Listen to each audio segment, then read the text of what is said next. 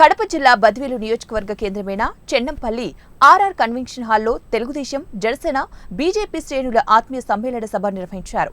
ఆత్మీయ సమ్మేళనానికి ముఖ్య అతిథిగా కడప తెలుగుదేశం పార్టీ పార్లమెంటు అభ్యర్థి భూపేష్ రెడ్డి, మాజీ ఎమ్మెల్యే విజయమ్మ, యువ నాయకుడు రితీష్ రెడ్డి, నియోజకవర్గ బీజేపీ అసెంబ్లీ అభ్యర్థి రోషన్న హాజరయ్యారు. నియోజకవర్గంలోని 7 మండలాల నుంచి ఉమ్మడి శ్రేణులు పెద్ద ఎత్తున తరలి రావడంతో సభా ప్రాంగణమంతా కిక్కిరిసింది. ఈ సందర్భంగా రితీష్ రెడ్డి మాట్లాడుతూ వైసీపీ ప్రభుత్వంలో ప్రజలు అనేక ఇబ్బందులు పడ్డారన్నారు. వైసీపీ పాలనపై తనదైన శైలిలో విరుచుకుపడ్డారు. బీజేపీ అసెంబ్లీ అభ్యర్థి రోషన్న మాట్లాడుతూ తనను నమ్మి నియోజకవర్గ బాధ్యతలు అప్పగించిన పార్టీ అధినేతకు, బీజేపీ, టీడీపీ, జనసేన నాయకులకు మరియు మాజీ ఎమ్మెల్యే విజయమ్మకు, యువ నాయకుడు రితీష్ రెడ్డిలకు రుణపడి ఉంటామన్నారు. జరుగుతున్న విషయాన్ని మనం తెలియజేయాల్సిన అవసరం.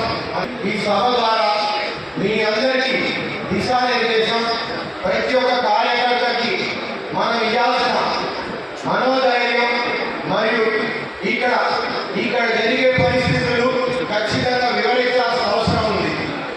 ఈరోజు మీరందరూ ఓపిక చేసుకొని వినండి, మాట్లాడాల్సిన అవసరం ఉంది. ఎందుకు ఈరోజు ముఖ్య ఉద్దేశం, మనం ఉమ్మడి అభ్యర్థులు పెట్టుకున్నాం.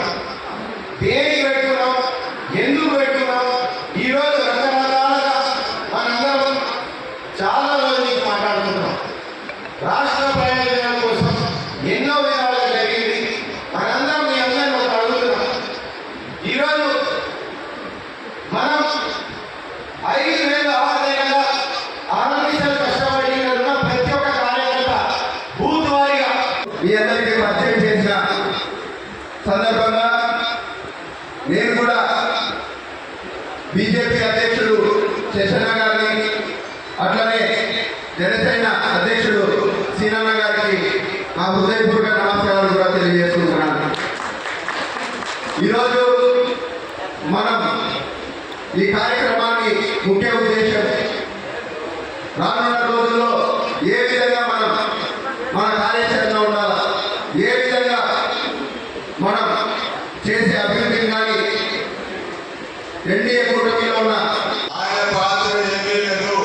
100కి 90 కార్యాలు నిర్మించడం జరిగింది. అదేవిధంగా రైతు భరోసా అని చెప్పాడు. రైతు భరోసా కేంద్రాలు ఈ రాష్ట్రంలో 10,700 రైతు భరోసా కేంద్రాలు నిర్మించాను. ఈ విషయం మనమంతా కూడా ప్రజలకు తెలియజేయాలని చెప్పి ఆయన చెప్పడం జరిగింది. కానీ రైతు భరోసా కేంద్రాలు కూడా ఉపాధి హామీ నిధుల ద్వారా మాత్రమే నిర్మించడం జరిగిందని నేను తెలియజేస్తాను. అదేవిధంగా ఆయన చెప్పాడు. నమస్కారాలు. ఈరోజు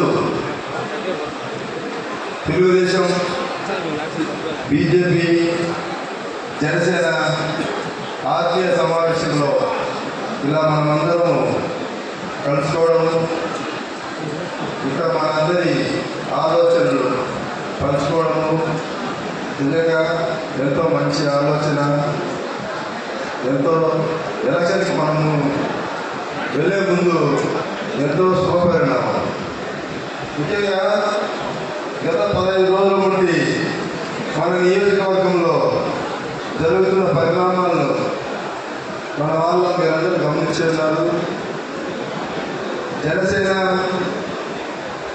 తెలుగుదేశం కూటమితో మనం ప్రతిసన్న పాదయాత్ర దగ్గర నుండి మరి నిన్నటి మన